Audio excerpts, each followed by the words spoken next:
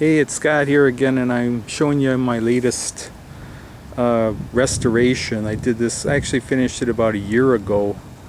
I haven't really ridden it much until just now. It's a 92 Schwinn World Sport. And once you know it, there's a motorcycle making noise right now. But this is a really nice bike. I actually bought this off of Craigslist. Of course, it didn't look nearly this good, but I paid a fair price for it. I paid about $130 for it. Most of the parts I added or changed I already had, so I didn't really, after the purchase price, I didn't really have to spend much money on this bike, but I will show you what I did do to it.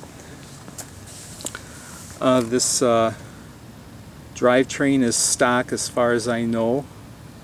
The crank actually had some kind of a coating on it, but it was all gouged up and scratched up. So what I actually did here is with a lot of effort, I actually sanded and polished all that off, and I just left the bare alloy finish there.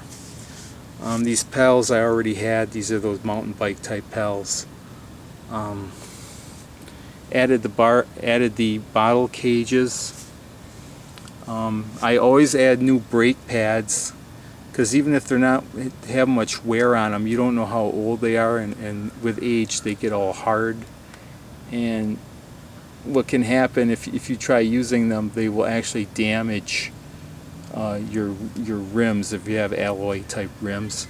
These are actually some pretty decent ones actually too. They're American made, by the Schwinn Company. The seat is an aftermarket seat. Already had the light and the computer. Actually already had this bar tape from another bike that I got rid of, and I actually put it on here. Like I said, this is a 92, and what's interesting about this bike, the original Schwinn Company was on its last legs economically, but they still had the potential to make some decent road bikes. And this little decal, it's kind of deceiving when it says designed and engineered in Chicago, USA.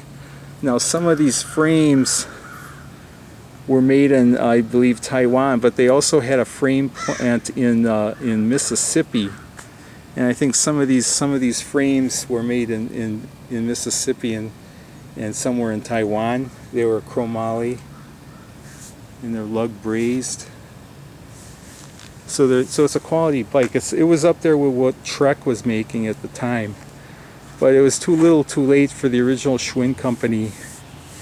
And I believe in like '94 they filed for bankruptcy. Maybe I'm wrong on that year, I'm not sure, but this is still a great bike for what I paid for it, and it's really fun to ride. It handles really well. And for riding, I'm just showing you what I like to take for a ride, because when I go for a ride, I don't just ride around the block for exercise. I actually go places. But I take like gloves and a pair of cheap sunglasses, take a jacket. I have a lock in here. It's not a super secure lock, but it's better than nothing. So I'm ready, and of course I have a tail light.